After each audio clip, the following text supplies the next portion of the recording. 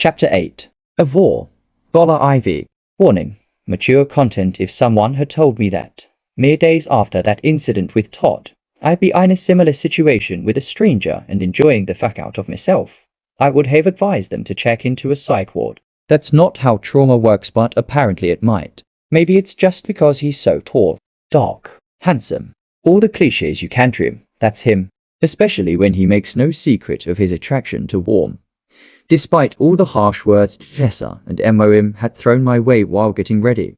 Apparently this man doesn't think I'm too short, or that my hips are too wide. He seems to like them a lot, actually.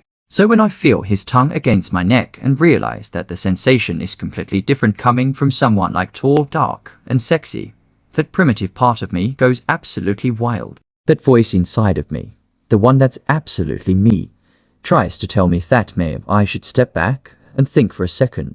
That this connection is weird, that I don't act like this, and I should really respect myself more. But the throbbing down below tells that voice to shut the fuck up and move over, that he's my fated, and then it asks him to slam me against a wall. I have no idea where that level of bravado came from. And when my back hits the rough bark of the tree to add more bruises to my body, desire floods everything in a way even romance novels hadn't prepared me for.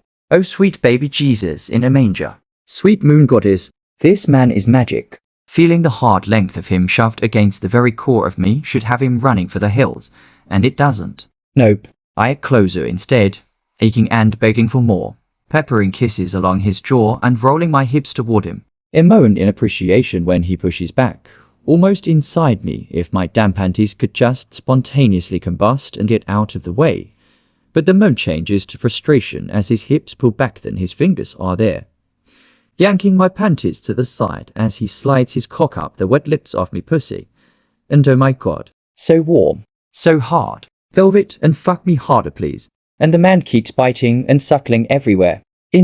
I'm going to have marks all over my neck and shoulders, and my breasts ache to be touched. But everything's kind of busy on my lower half as I pray and plead for him to go way in. But he doesn't, just slides up and down again, soaking himself in the juicy Essican feel running everywhere. I'm probably wetter than a slip and slide, and in my haze of desire, that doesn't seem embarrassing at all. Please, I why, loving the rumble of his growl as he slams his hips into me, rubbing us together in the most delicious tease. He keeps rocking as his hand returns to my hair, yanking me head back in a NACT of submission that should have turned me off. Instead, I agilely presented me neck, hoping he would bite and lick and suck again.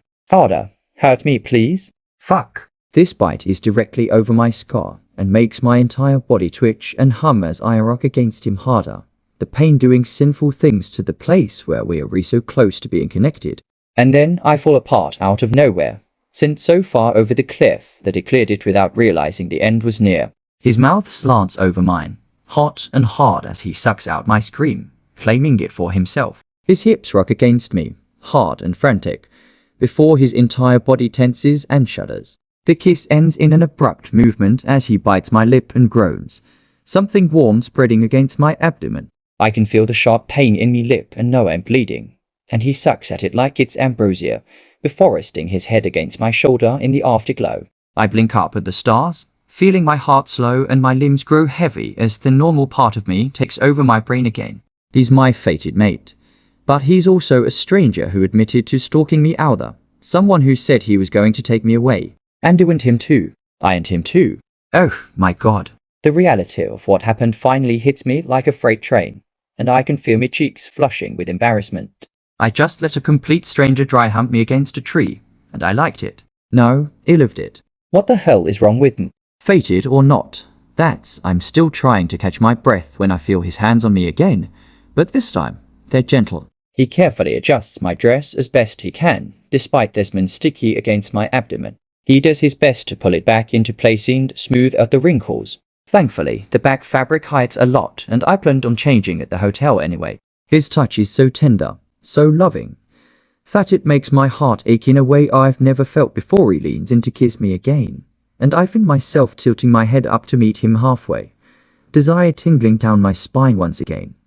As thought had gotten it out of my system just moments before, our lips are just about to touch when actual ringing cuts through the air. His phone.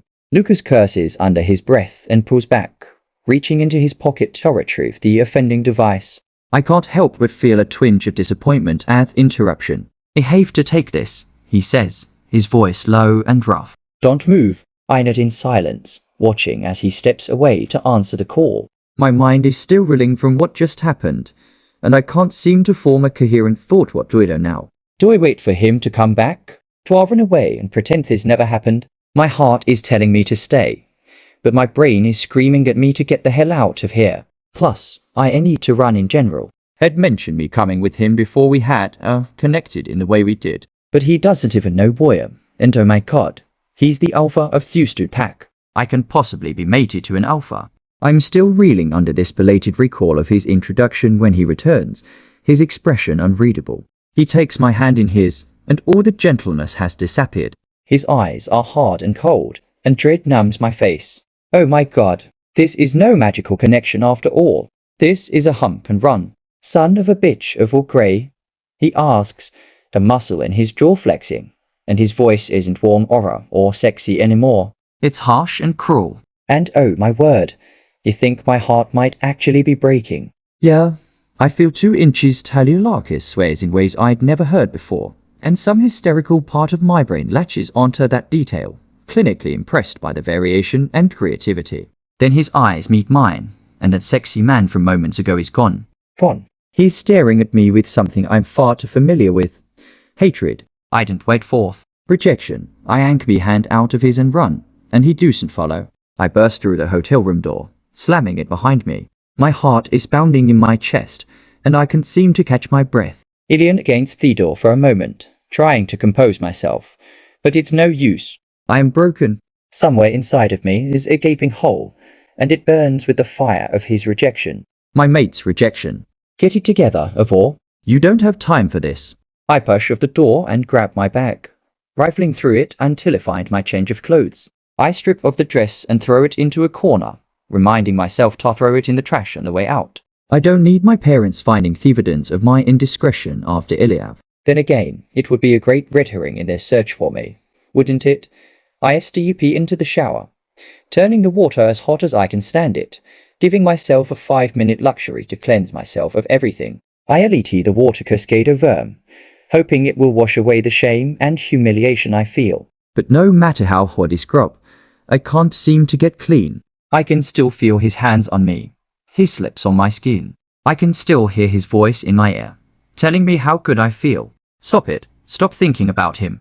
The shower ends with my body clean and my soul filthy. I take little care in drying myself before throwing on my clothes, feeling my first bit of true relief now that I feel more like myself. There's no point in looking in the mirror. I don't want to see the mess I've become. I grab my bag and head out the door. I need to get as far away from here as possible. The rideshare app is already open on my phone from my escape from the gala. Now, I put in another request and dash to the lobby, unsurprised to find my ride already here. They must have been waiting at the hotel in case any guests needed them. Well, hurrah, I'm here. I didn't have time to put any fancy plans in place, and my mind isn't capable of thinking through any intricate tricks. As we pull away from the hotel, I lean my head against the window and let the tears fall silently. I don't know where I'm going or what I'm going to do when I get there. All I know is that I need to disappear.